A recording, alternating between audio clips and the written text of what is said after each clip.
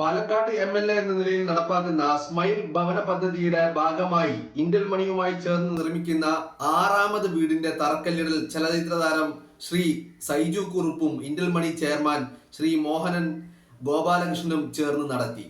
പെരിയാരി പഞ്ചായത്തിലെ കാഴ്ചശേഷി നഷ്ടമായ ശ്രീ അബ്ദുറഹ്മാനാണ് സ്വപ്നഭവനം ഒരുക്കുന്നത് എന്ന് പറഞ്ഞുകൊണ്ട് വീഡിയോ പങ്കുവെച്ചുകൊണ്ട് ഇന്നലെ രാഹുൽ മാങ്കൂട്ടത്തിൽ തന്റെ ഫേസ്ബുക്കിൽ തന്റെ സോഷ്യൽ മീഡിയയിൽ പങ്കുവെച്ച ഒരു വീഡിയോ ആണ് നിങ്ങൾ കണ്ടത്. ഇതൊക്കെ കണ്ടിട്ട് ഈ CJP കൂട്ടുകെട്ടിന് എങ്ങനെ ഇതൊക്കെ താങ്ങാൻ കഴിയും എന്നുള്ള ഒരു ചിന്തയാണ് എന്റെ മനസ്സിൽ ഉദിച്ചു വരുന്നത്. കാരണം കഴിഞ്ഞ കുറച്ച് ദിവസങ്ങളായിട്ട് പാലക്കാട്ട് നിയോജക മണ്ഡലത്തില് രാഹുൽ മാങ്കൂട്ടത്തിൽ വളരെ സജീവമായ പ്രവർത്തനങ്ങളുമായി മുന്നോട്ട് പോകുന്നതാണ് നമ്മൾ കാണുന്നത്. പല പരിപാടികളും പല പദ്ധതികളുടെയും തുടക്കം കുറിക്കുകയും അതിൻ്റെയൊക്കെ പല പദ്ധതികളും പൂർത്തീകരിച്ച് അതിൻ്റെയൊക്കെ ഇനാഗുറേഷൻ നടത്തുകയും ഒക്കെ ചെയ്യുന്നത് നമ്മൾ കാണുകയാണ്. പാലക്കാട് MLA എന്നുള്ള രീതിയിൽ അയാൾ ചെയ്യേണ്ടതൊക്കെ വളരെ കൃത്യമായി ചെയ്യുന്നു എന്നുള്ളത് തന്നെയാണ് നമ്മൾ കാണുന്നത്. ഇത്രയും ദിവസം ആദ്യഘട്ടങ്ങളിലൊക്കെ, അതായത് ഈ പറയുന്ന വിവാദങ്ങളും ഈ പറയുന്ന കോലാഹലങ്ങളും ഒക്കെ ഉണ്ടാക്കിയെടുത്ത് ഒരു പുകമറ സൃഷ്ടിച്ചുകൊണ്ട് രാഹുലിനെ വേട്ടയാടാൻ മുന്നിൽ നിന്നവർ ആദ്യമൊക്കെ പറഞ്ഞത് ഞങ്ങളെ വിളിക്കുന്നില്ല, ഞങ്ങളെ അറിയിക്കുന്നില്ല, ഞങ്ങളെ അറിയിക്കാതെ ഞങ്ങളെ വിളിക്കാതെ പലതും ഒറ്റയ്ക്ക് ചെയ്യുകയാണ് എന്ന്.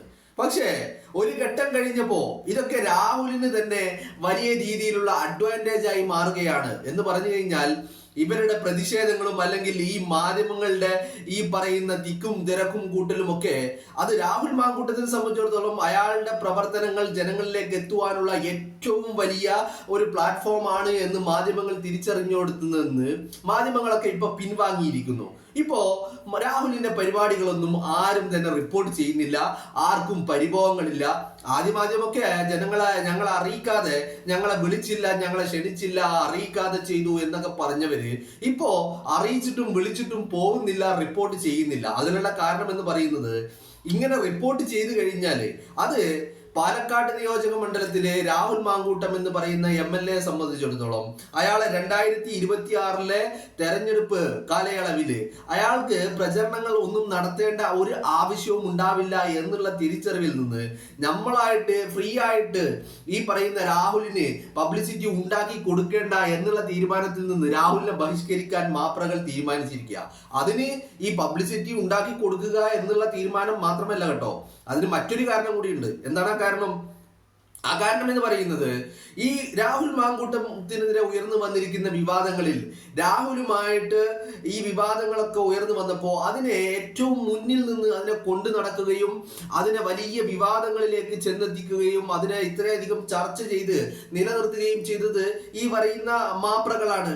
അപ്പൊ മാപ്രകളെ സംബന്ധിച്ചിടത്തോളം രാഹുലിന്റെ തിരിച്ചുവരവും രാഹുലിന്റെ ഈ സ്വീകാര്യതയും രാഹുലിന്റെ ഈ ഒരു ജനങ്ങളുടെ ഇടയിലുള്ള ഈ ഒരു അക്സെപ്റ്റൻസും അതുപോലെ തന്നെ രാഹുൽ ഇത്രയധികം സജീവമായി ഈ പറയുന്ന വിവാദങ്ങൾക്കൊടുവിലും രാഹുൽ മാങ്കൂട്ടം പാലക്കാട്ട് ഇത്രയധികം സജീവമായി വലിയ പ്രവർത്തനങ്ങൾ നടത്തുന്നതും കാഴ്ചവെക്കുന്നതും മാപ്രകളെ സംബന്ധിച്ചിടത്തോളം അവർക്കൊരു തിരിച്ചടിയാണ്. കാരണം അവർ ഈ മുന്നിൽ നിന്ന് ഈ പറയുന്ന വിവാദങ്ങൾ കൊണ്ട് നടക്കുമ്പോൾ രാഹുലിനെതിരെ ഇവർ തന്നെ AI നിർമ്മിതമായ ഓഡിയോ ക്ലിപ്പുകളും സ്ക്രീൻഷോട്ടുകളും ഒക്കെ ഉണ്ടാക്കി നിർമ്മിച്ചെടുത്ത് അതൊക്കെ പുറത്തു വിട്ടുകൊണ്ട് ഇവര് രാഹുലിനെ വേട്ടയാടിയത് എന്തിനാ എന്ന് ചോദിച്ചാൽ ഇവർക്ക് വ്യക്തമായ പ്ലാനുകൾ ഉണ്ടായിരുന്നു. ഇവരാരും ഉദ്ദേശിച്ചതും ഇവരാരും ആഗ്രഹിച്ചതൊന്നും രാഹുൽ മാങ്കൂട്ടത്തിൽ യൂത്ത് കോൺഗ്രസിന്റെ അധ്യക്ഷ സ്ഥാനത്ത് നിന്ന് ഇറങ്ങി പോകണമെന്നായിരുന്നില്ല. മറിച്ച് രാഹുൽ മാങ്കൂട്ടത്തിൽ MLA സ്ഥാനം പാലക്കാട്ടെ MLA ആയി രാഹുൽ മാങ്കൂട്ടം വിജയിച്ചു കയറിയത് കാരണം ഇവര് അപ്രതീക്ഷിതമായ വിജയമാണ് രാഹുൽ പാലക്കാട് നടത്തിയത്. കാരണം സരിന് അവിടുന്ന് ഇങ്ങോട്ട് മാറി കളം മാറി ചവിട്ടി സരിൻ അവിടെ LDFന്റെ സ്ഥാനാർത്ഥിയാവുന്നു, LDFന്റെ പിന്തുണയുള്ള സ്ഥാനാർത്ഥിയൊക്കെ ആയപ്പോ ഇവരുടെ കണക്കുകൂട്ടലുകൾ അവിടെ സരിൻ വിജയിച്ചു കയറുമെന്നായിരുന്നു. പക്ഷേ അതൊക്കെ കാറ്റിൽ പറത്തിക്കൊണ്ട് പാലക്കാടിന്റെ ചരിത്രത്തിലെ ഏറ്റവും ഉയർന്ന ഭൂരിപക്ഷത്തിൽ പാലക്കാട് നിയോജക മണ്ഡലത്തിൽ ഇതുവരെ ഉണ്ടാവാത്ത തരത്തിലുള്ള ഭൂരിപക്ഷത്തിൽ രാഹുൽ മാങ്കൂട്ടം വിജയിച്ചു കയറിയപ്പോ ഇവരുടെ കണക്കുകൂട്ടലുകൾ തെറ്റി. അന്ന് മുതൽ ഈ പറയുന്ന മാപ്രകൾക്കടക്കമുള്ള ആഗ്രഹമായിരുന്നു രാഹുൽ മാങ്കൂട്ടത്തിലെ MLA സ്ഥാനം എങ്ങനെയെങ്കിലും ഒന്ന് തെറിപ്പിക്കണമെന്ന്. അത് നടന്നില്ല. അപ്പോ അത് കഴിഞ്ഞിട്ട് വിവാദങ്ങൾ ഉണ്ടാക്കി അങ്ങനെയും ശ്രമിച്ചു നോക്കി, അതും നടന്നില്ല. ഇപ്പൊ രാഹുൽ മാങ്കൂട്ടം പാലക്കാട്ട് വലിയ സജീവമാകുന്നതാണ് നമ്മൾ കാണുന്നത്. അതോടൊപ്പം തന്നെ പലപ്പോഴായിട്ട് രാഹുലിന്റെ തിരിച്ചുവരവിന്റെ സമയങ്ങളിൽ രാഹുൽ പാലക്കാട് തിരിച്ചെത്തിയപ്പോ അദ്ദേഹം മണ്ഡലങ്ങളിൽ സജീവമാകുന്നത് കണ്ടപ്പോ പലപ്പോഴായി ഉയർന്നു വന്ന ചോദ്യങ്ങളായിരുന്നു 2026 നിയമസഭാ തെരഞ്ഞെടുപ്പിൽ രാഹുൽ മാങ്കൂട്ടം പാലക്കാട്ട് നിന്ന് മത്സരിക്കുമോ ഇല്ലയോ എന്നുള്ള ചോദ്യം.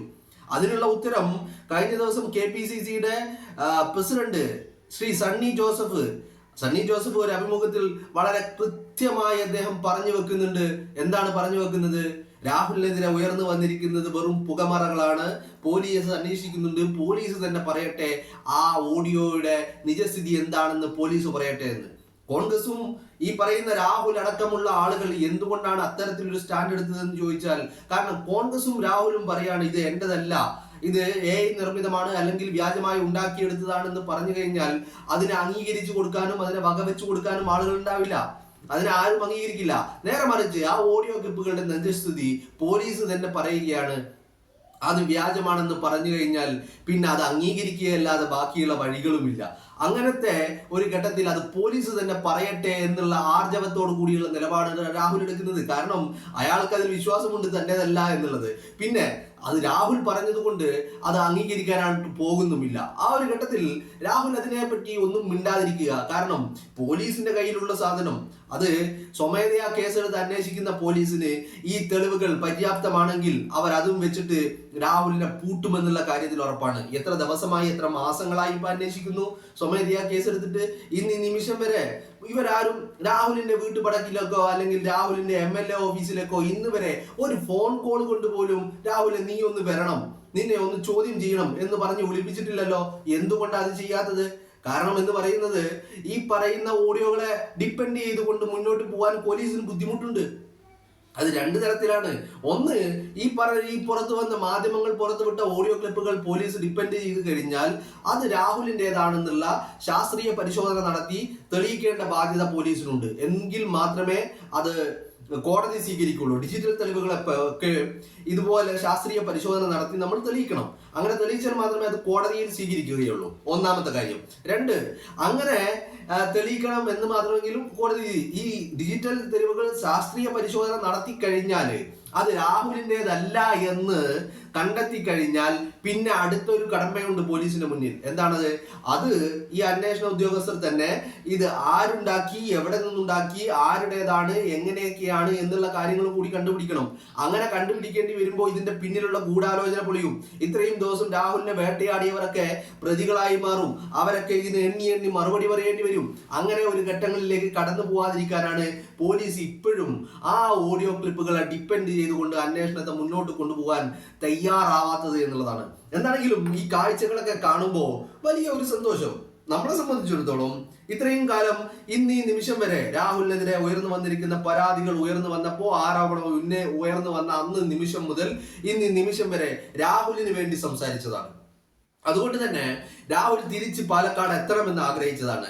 രാഹുൽ തിരിച്ച് പറയുന്ന ഈ മണ്ഡലത്തിൽ സജീവമാകണമെന്ന് ആഗ്രഹിച്ചതാണ്. അതുകൊണ്ട് തന്നെ രാഹുൽ ഇങ്ങനെ സജീവമായി കാണുമ്പോൾ രാഹുൽ പാലക്കാട്ട് വലിയ പ്രവർത്തനങ്ങളുമായി മുന്നോട്ട് പോകുമ്പോൾ നിങ്ങളൊന്ന് ആലോചിക്കണം. ഓഗസ്റ്റ് 20 ഈ രാഹുൽ മാങ്കൂട്ടത്തിനെതിരെ ആരോപണം മാധ്യമങ്ങളിലൂടെ ഈ പറയുന്ന നടി ഉന്നയിക്കുന്നത്. എന്നിട്ട് ആ ആരോപണങ്ങൾ ഉന്നയിച്ച് 2-3 ദിവസം കഴിഞ്ഞപ്പോ അയ്യോ എനിക്ക് വലിയ പ്രശ്നങ്ങളൊന്നും ഉണ്ടായിട്ടില്ല, ഞാൻ ബാക്കിയുള്ളവരുടെ പ്രശ്നങ്ങൾ കണ്ടിട്ടാണ് ഞാൻ ഇതിനൊക്കെ ഇറങ്ങി തിരിച്ചത് എന്ന് പറഞ്ഞുകൊണ്ട് അവര് കൈ കഴുകി പോകുന്നതും നമ്മൾ കണ്ടു. അങ്ങനെ ഇരിക്കുമ്പോഴാണ് ഓഗസ്റ്റ് 17, അതായത് ഈ ആരോപണങ്ങൾ ഉയരുന്നതിന്റെ ഒരു 3 ദിവസം മുമ്പ് ഓഗസ്റ്റ് 17 രാഹുൽ മാങ്കൂട്ടത്തിൽ പാലക്കാട്ട് ഇപ്പൊ നമ്മൾ കണ്ട ഈ ഭവന നിർമ്മാണ പദ്ധതിയുടെ ആദ്യ വീടിന്റെ തറക്കല്ലിടുന്നത്. അന്ന് ആസിഫ് അലി വന്നുകൊണ്ടാണ് അതിന്റെ കർമ്മം നിർവഹിച്ചത്. ആ പരിപാടി കഴിഞ്ഞ് 3 ദിവസം കഴിയുന്നു. ഓഗസ്റ്റ് 20 ആദ്യ ആരോപണങ്ങൾ വരുന്നു. പക്ഷേ ആ ഓഗസ്റ്റ് 20 കഴിഞ്ഞു. ഓഗസ്റ്റ്, സെപ്റ്റംബർ, ഒക്ടോബർ, ഇതിപ്പോ ഒക്ടോബർ 23, അതായത് 2 മാസങ്ങൾക്കിപ്പുറം ആദ്യം ഒരു വീടിന്റെ തറക്കല്ലിടലാണ് ആസിഫ് അലി നിർവഹിച്ചതെങ്കിൽ ഇന്നത് 6 വീടിലേക്ക് എത്തി നിൽക്കുന്നു. എന്ന് പറഞ്ഞാൽ പാലക്കാട് നിയോജക മണ്ഡലത്തിൽ ഒരു MLA എന്ന രീതിയിൽ രാഹുൽ മാങ്കൂട്ടം എന്ന് പറയുന്ന ആൾ വലിയ രീതിയിലുള്ള ഇമ്പാക്ട് രാഹുൽ മാങ്കൂട്ടം പാലക്കാട് മണ്ഡലത്തിൽ നടത്തുന്നു. വലിയ വികസന പദ്ധതികൾ കൊണ്ടുവരുന്നു. വലിയ രീതിയിൽ അത്തരത്തിൽ രാഹുൽ മാങ്കൂട്ടത്തിൽ പാലക്കാട് ഇങ്ങനെ സജീവമാകുന്നത് കാണുമ്പോൾ, അയാളുടെ പ്രവർത്തനങ്ങളുമായി മുന്നോട്ട് പോകുന്നത് കാണുമ്പോൾ ഏതൊരാളെ പോലെയും രാഹുൽ തിരിച്ചെത്തണമെന്ന് ആഗ്രഹിച്ച ആളുകളുടെ കൂട്ടത്തിലുള്ള ഏതൊരു വ്യക്തിയെ പോലെയും ഞാനും അതിൽ വളരെയേറെ അഭിമാനിക്കുന്നു. അതോടൊപ്പം ഇതൊക്കെ കാണുമ്പോൾ വലിയ ഒരു രീതിയിലുള്ള ഒരു സാറ്റിസ്ഫാക്ഷൻ അത് നമ്മളുടെ ഉള്ളിലുണ്ട്. എന്താണ് കാര്യം? കാരണം CJP കൂട്ടുകെട്ട് രാഹുലിനെ പാലക്കാട് കാലുകുത്താൻ അനുവദിക്കില്ല, ഞങ്ങൾ ആനയാക്കും, ചേനയാക്കും, തൊലിക്കും, മൂക്കിൽ വലിക്കും, അന്നൊക്കെ വെല്ലുവിളിച്ച ഒരുത്തനെയും കാണുന്നില്ല എന്ന് മാത്രമല്ല, രാഹുൽ പാലക്കാട്ട് സജീവമാകുന്നു. അതിന് പാലക്കാട്ടെ ജനം എല്ലാവിധ പിന്തുണയും നൽകുന്നു. രാഹുലിനെ ഇരു കൈയും നീട്ടി സ്വീകരിക്കുന്നത് കാണുമ്പോൾ അത് നമ്മളെ സംബന്ധിച്ചിടത്തോളം രാഹുലിനെ തിരിച്ചു വരവ് ആഗ്രഹിച്ച ഒരു വ്യക്തി എന്ന നിലയിൽ അത് വലിയ അഭിമാനകരമായ നിമിഷം തന്നെയാണ്. കാരണം പലപ്പോഴും നമ്മൾ രാഹുലിനെ തിരിച്ചുവരവ് ആഗ്രഹിക്കുമ്പോഴും പാലക്കാട്ട് തിരിച്ചെത്തി കഴിഞ്ഞാൽ രാഹുലിന്റെ ജനം എങ്ങനെ അവർ റിയാക്ട് ചെയ്യുമെന്നുള്ള ഒരു അങ്കലാപ്പ്, ഒരു കൺഫ്യൂഷൻ നമ്മുടെ മനസ്സിലുണ്ടാവുമല്ലോ സ്വാഭാവികമായിട്ടും.